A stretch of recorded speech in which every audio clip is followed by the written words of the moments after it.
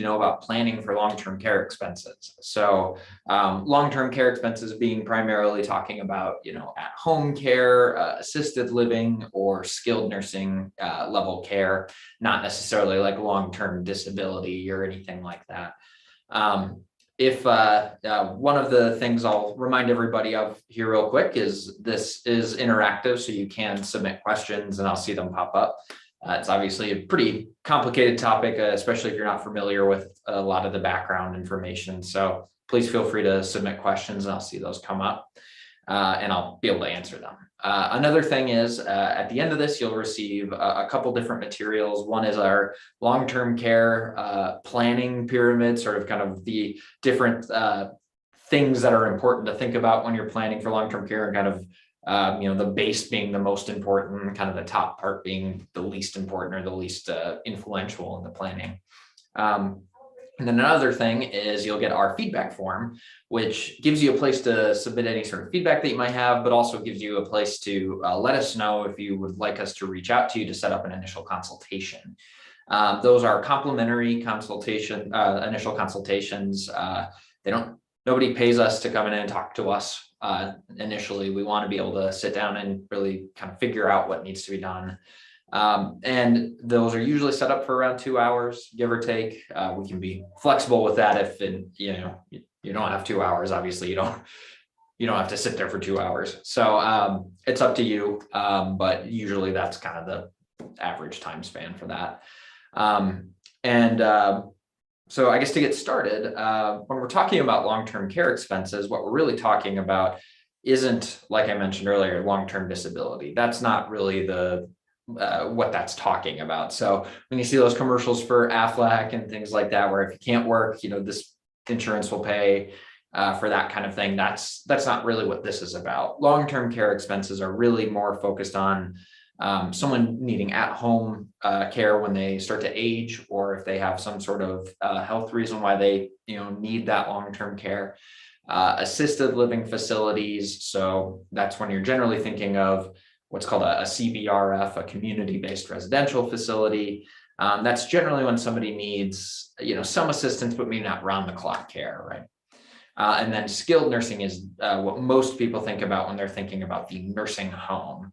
That is the highest level of care that somebody would generally need. Somebody's there around the clock, at least available around the clock to check in on that person.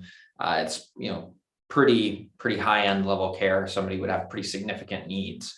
So not everybody will ever need that or need it for very long. It depends on the individual, but more often than not, what we're usually looking at is kind of a assisted living for the most part. But that, like I said, can vary depending on health. So when we're talking about these costs, people always kind of talk about, well, I'm afraid of the nursing home or, the assisted living facility taking my home from me or taking what I have from me.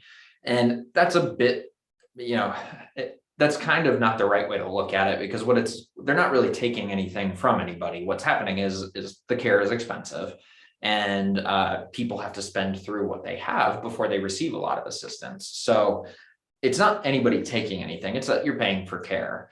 But the range of that cost really depends on the significance of the care that the person needs, their individual health circumstances, and then the level of care that they're receiving as well. So the cheapest can be at-home care when someone doesn't need a ton of assistance, when it's maybe a little bit of assistance here and there. That's where at-home care might be the right fit for somebody, maybe a couple hours a week, right? Maybe or a couple hours a day, it depends. So, what you're generally looking at there is around $25 to $30 an hour, for that kind of care. So you can do the math and it can very quickly become the most expensive level of care if somebody needs round-the-clock care. So essentially, if what they would need is the level of care they would get at an assisted living or a skilled nursing facility, at-home care might actually be the most expensive too. So that is usually what's best for people who need some assistance, maybe a couple times a week or, something like that, but not somebody there with them at all times. So that can be the cheapest in that $25 to $30 an hour range. And I don't know if that's a truly up-to-date statistic. It might be more than that now. It depends on the company as well, like the nurses, whoever the nurse is working for. The assisted living is kind of the intermediate level of care that you tend to see. So that's generally in the neighborhood on the lower end of that level of care, being probably around $5,000 a month, maybe $6,000 a month. I've seen it kind of range. And then the upper level of that care, if somebody needs memory care, so if they have Alzheimer's diagnosis or some other, one of the various forms of dementia, right? That can be somewhere in the neighborhood of $8,000 a month, kind of on average. So it can range a bit, $6,000 to $8,000 a month is sort of the range that you would tend to see. But again, that's going to vary facility by facility. And then skilled nursing is usually the most expensive, being in the neighborhood of $10,000, $11,000 a month, maybe $9,000 on the lower end. So it can be the most expensive level of care. But like I said, that at-home care, if somebody was getting round-the-clock care, you're actually higher than that, somewhere in the neighborhood of like $15,000 a month if it's round-the-clock at-home care. So that's generally the range, though. So skilled nursing is by far the most expensive on average, and most people tend to start out in that assisted living range when they are talking about going to a nursing home. But most of the time, it's actually an assisted living facility. So it's expensive though, right? I mean, that's a level of cost that most people in retirement anyway don't have the income coming in to cover out of pocket. So they generally have to look at dipping into their savings, their retirement to help pay for those things. And that is where people talk about, well, I don't want to lose everything to the nursing home. Again, you're paying money to receive that care, and it's expensive. It's it's well earned money on their part. I mean, they are taking care of these people. They are doing all of that. So it's not that they're taking anything. It's just expensive. But the problem becomes when somebody has to spend all the way through, down to when Medicaid will step in. So the biggest misconception people have going into care generally is that Medicare is the program used to cover cover those expenses. And Medicare will only cover a set period of time for a rehabilitative stay in a assisted living or a skilled nursing facility. They don't pay long-term. So they pay for, on average, about 100 days, but they don't pay for the full 100 days. They'll only pay for a portion of it. A portion of the cost, I should say. And they will try to stop paying sooner than that if they think that the person's health is not improving, even though the standard should be without the care, they would decline. But they will try to make the argument that the person's not improving. As Medicare should not cover that anymore. It should be out of pocket. So it is not Medicare that covers an extended stay in any of these facilities. That's not what the program was initially set up as. That's where Medicaid steps in, not Medicare. Most people think of Medicaid as somebody who maybe is very low in assets, somebody who doesn't have the income to cover these expenses, things like that. And that's, where it comes in for long-term care as well. There's also a few other programs that we deal with for veterans as well that can be helpful to wartime veterans or their surviving spouses. So how people plan for this, though, depends a lot on what they're coming into that sort of situation with asset-wise. Medicaid does not step in right away to cover care. You do have to be below a certain amount of assets before they will step in. So there's sometimes that period of time where somebody, their Medicare is done now, and now they're privately paying until they're down to a certain point where Medicaid will step in. And that can be scary to people because that's what they built throughout their life, that kind of nest egg. And if you spend all the way through it, all the way down to that, qualification amount, that can be frightening, right? That's a lot of money going away towards the cost of care. So one of the first things that we generally recommend somebody looking into before they ever get to that point is, if you haven't looked at it, looking at long-term care insurance. So I sort of jokingly mentioned Aflac earlier. That is not this. That's long-term disability generally. Long-term care insurance is a specific type of insurance that pays for at-home care, assisted living care, or skilled nursing facility care. And the ideal time to look at it is generally in your later 50s, mid to later 50s, into your mid 60s. Because once you get beyond that point, it can get very expensive, more expensive. So you want to look at it while you're relatively young and healthy, so that you get the better rates. But what this is then used for is after you start receiving that level of care, they'll usually pay a certain amount per day for your care. So, with a skilled nursing facility, that cost per day might be somewhere in the neighborhood of $300 to like $350 a day, right? If you kind of do the math for that $9,000 a month. So when you're looking into that level of insurance, you want to look at, well, how do I know how much I'll need? And you can work with a financial advisor on that, an insurance representative, to really get the right coverage for you. But you want enough to usually cover, 3 years of care or so, 2 to 3 years of care. The reason for that length of time is because most facilities these days have a minimum requirement that you have to meet financially before they'll let you live there on Medicaid later. And it's usually 1 to 2 years of private payment before they will let you live there on Medicaid. So you want that insurance potentially to make sure that you can cover that period of time. Because like I said, it's very expensive. So if you don't have enough in assets outside of that insurance can be very helpful. It also provides the flexibility then to not have to do so much in terms of prospective planning, maybe, or as quickly or as far in advance do that prospective planning, especially for people who don't have the option to do that prospective planning. That insurance can be very helpful. So the reason you look at it young, like I said, or younger, and when you're younger and healthy, is because it can increase the cost as somebody gets older if they have health concerns. So it's not like health insurance where they can't deny somebody for pre-existing conditions. The long-term care insurance can.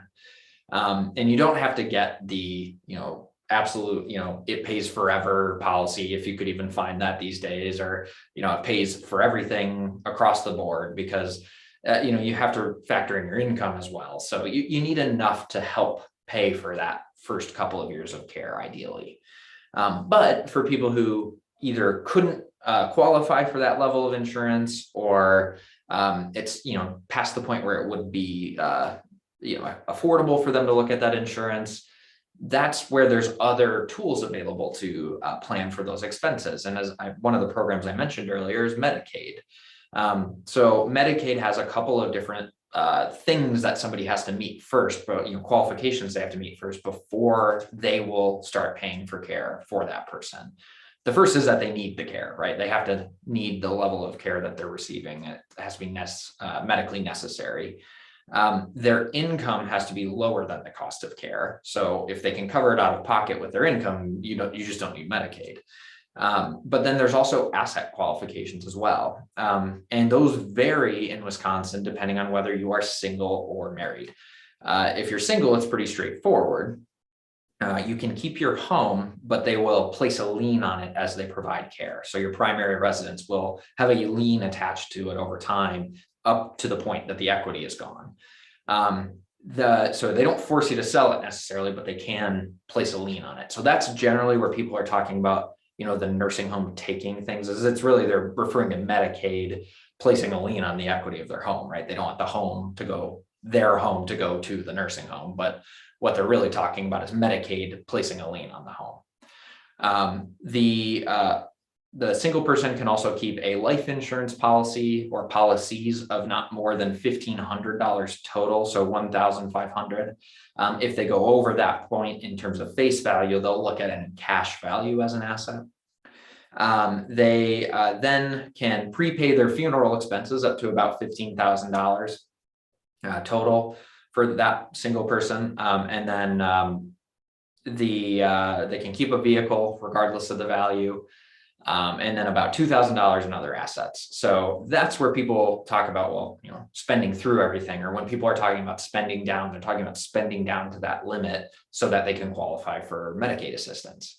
And then income wise, that single person can only keep about $45 a month in income to what they call the personal needs allowance, which isn't a lot, right? I mean, that's not a lot to cover those personal expenses.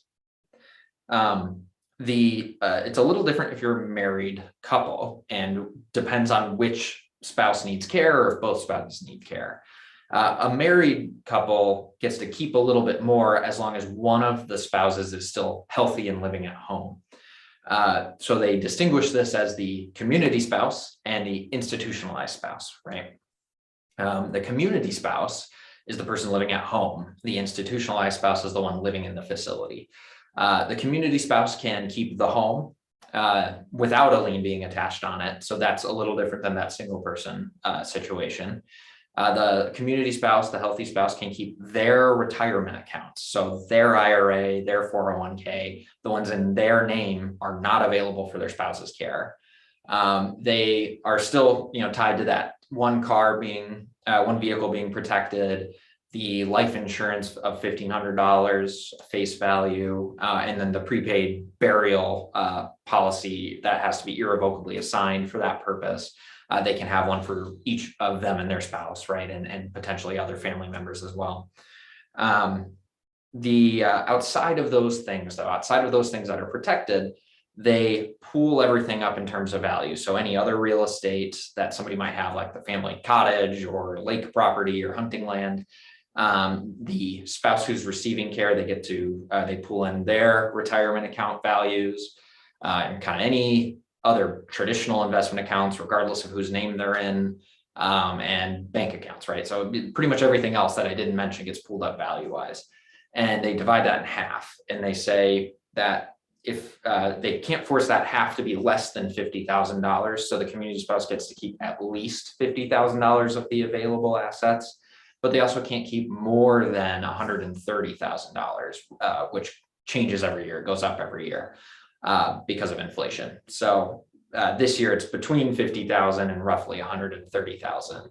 So that half of those assets, if it falls within that range, they keep exactly half, whatever that half is. So to give you an example, if a married couple has $200,000 in available assets, they would keep the community spouse would keep 100,000 of those particular assets, on top of their individual retirement accounts, on top of the home. So it's not just the 100,000, right? It's 100,000 plus the other protected assets. But the range is there, so they can't go below that or can't go above it. So that, there's a floor to it that they can't force someone to spend down below. In terms of income, the healthy spouse gets to keep all of their income. So, no matter what the level of income is, they get to keep all of it. The spouse in the facility still is stuck with the income, that $45 per month. However, if the spouse living at home is below a certain point in income, they can allocate some of the spouse who's receiving care, some of their income to that spouse, so that they're not, completely below a certain point. And that is usually around, it kind of changes every year too, but right now it's around $2,700 a month. So if I'm the healthy spouse living at home, I am only receiving $2,000 a month, I could in theory keep $700 a month from my spouse who's receiving care to bring me up to that point. But if that spouse at home is over that point, they don't get to keep any of it, right? So the idea with those limitations for what you get to keep, or how much the spouse living at home, how much they get to keep, is to make sure that they're not completely unable to pay for their own care down the road too, or live their life. Now, obviously, that could still be a lot of spend down for those people, because somebody might have $1 million that they're spending down to that 130,000, which can happen faster than you'd think too.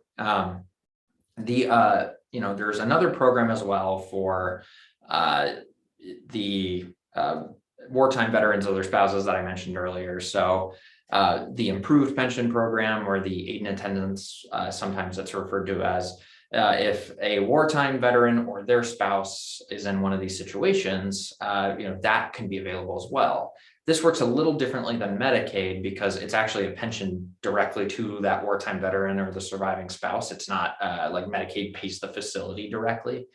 In order to qualify this or for this as a wartime veteran or the spouse, the veteran has to have been served during a wartime period, and those dates are set by by an executive order or executive action. So those are, for World War II, for example, it actually ended according to the VA and on December 31st, 1946. So if somebody was still there overseas, during that period of time, or even serving at home, they are potentially a World War II veteran, even if it's after kind of the traditional dates.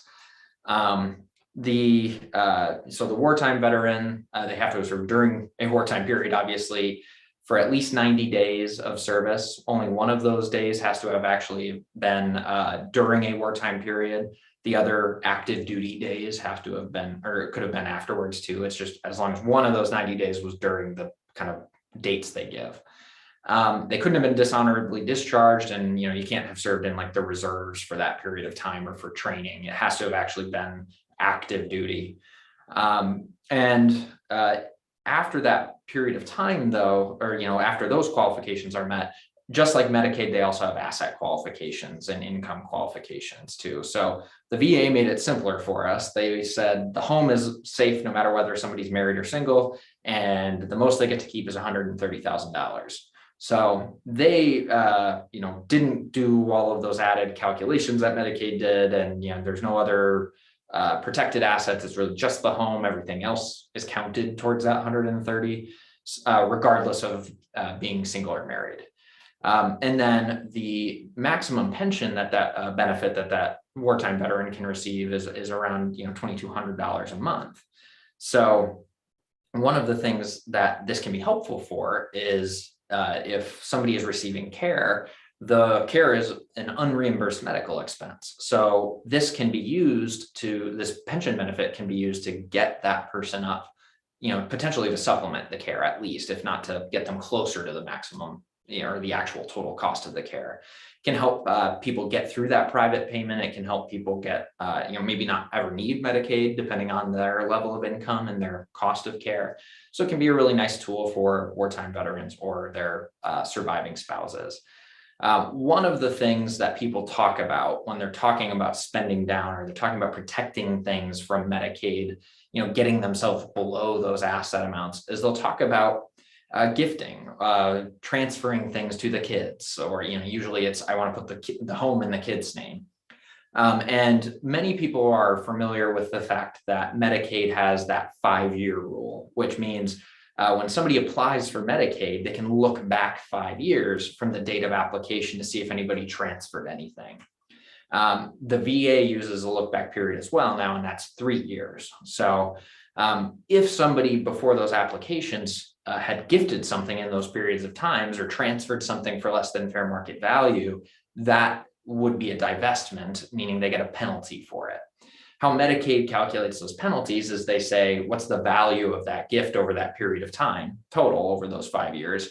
And they divide it by roughly $9,200 currently this year. So if somebody gave away $92,000 in the preceding 5 years, that would be 10 months that Medicaid would not cover them for care. So, most people are familiar with that rule, but don't realize kind of all of the things that could be considered a divestment. So it's important to be very careful and get good advice from an elder law attorney before you engage in gifting to the kids, because you might be creating problems that you're unaware of. For example, the most common misconception is that I'm allowed to give $15,000 per person to everyone I know per year, and I don't have to report that. Well, that's true for a gift tax return. That's the exclusion for gift taxes. But Medicaid doesn't care that the IRS says you can give $15,000 per year without filing a gift tax return. Medicaid says if you do that, that's still a divestment, right? So that's a really big one that people think, well, the IRS says I can do that, so why can't I do it for Medicaid? Well, they use different rules. That's why. They don't always play nicely together. So, even if though people don't have a divestment problem because they're well past the 5 years, some of the things people talk about doing in order to protect assets is almost as dangerous as if they let their cost of care eat it up. So people often talk about putting the home in the kid's name. And that is one of the scariest things that people can do for a couple reasons. You know, let's say in an example, somebody makes it out the 5 years so that for their own cost of care, it's protected. But there's really three big reasons why putting the home directly in the kid's name is not a good idea. The first is it's a huge loss of control. So if you put the home in the kid's name and they become the owner of it, that child can charge rent. They can, in theory, evict the parent. They can sell the property and do all of those things. So, you know, hopefully nobody's kid would do that, or you would hope not, but sometimes that has happened. And that is why it's, you know, a huge kind of concern in terms of that control. The second kind of problem that we see come up a lot with gifting of real estate is it's a really bad tax strategy. So when you hold on to your real estate and you pass away, the IRS says your cost basis in that property, as long as it passed through your estate, gets adjusted to fair market value. So that means when the kids inherit it, they don't have to pay tax on the sale if they sell it relatively quickly. That's what's called a step up in basis. You might have heard that talked about, you know, whether it's, you know, on the news or, you know, program of some kind, financial advice program. You know, step up in basis is a way to eliminate capital gains taxes on real estate. But when you gift property over to somebody, that cost basis that you have, which is essentially kind of what you paid for it, is a very watered down way of thinking about it. So what you bought your home for is your cost basis. When you gift it, that gets transferred to the people you're gifting it to. They don't get that step up. So what that means, though, is that even if they sell it after you've passed away, because they had your cost basis, they have capital gains tax to pay because the current fair market value is almost certainly higher than what your cost basis was. So it's just not good tax planning. There's, you know, you completely can avoid that tax problem if you just pass it through your estate. And then the other real problem is that it doesn't, you know, potentially protect against things happening to those new owners. You know, you might protect it from your cost of care, but then completely open it up to the liabilities of, you know, the other people. So if the new owners get sued, if they get divorced, if they file for bankruptcy, you know, if they pass away, any of those things that happen to them also happens to their, you know, their share of that home. As a resident of the home and primary owner of it, you get some protection from those things, but the new owners don't if it's not their primary residence, which it often isn't. So if, you know, you don't want to potentially protect your home from your liability of long-term care and open it up to a bunch of other people's. There are better ways to do that planning, and it often involves what's called an irrevocable trust that, you know, can be set up in such a way that you're not opening it up for those other problems, right? You're still protecting it from your care potentially, but you're not opening it up to other people's liabilities. And you're also protecting yourself a little bit. So there's a lot of planning options available, and I'm running out of time here, so I won't be able to go through a lot of those. But if you're worried about long-term care expenses and you're trying to not have to spend all the way down to the Medicaid minimum, there's planning you can do. You usually want to try to do it with 3 to 5 years before you need care. That's not always doable for people, right? But if you can't make it the 3 to 5 years, there's still planning that can be done even after someone started receiving care at a facility.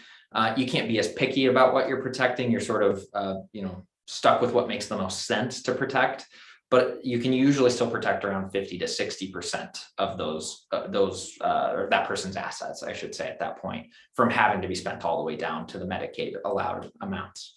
So if you or a loved one have any of those concerns, or if a family member of yours is receiving care and you're trying to figure out how to plan for that, there's options. The only time you're out of options is once the money's gone, because at that point you can't really get it back, right? So as long as there's something left, you can still usually protect about 50 to 60% of it.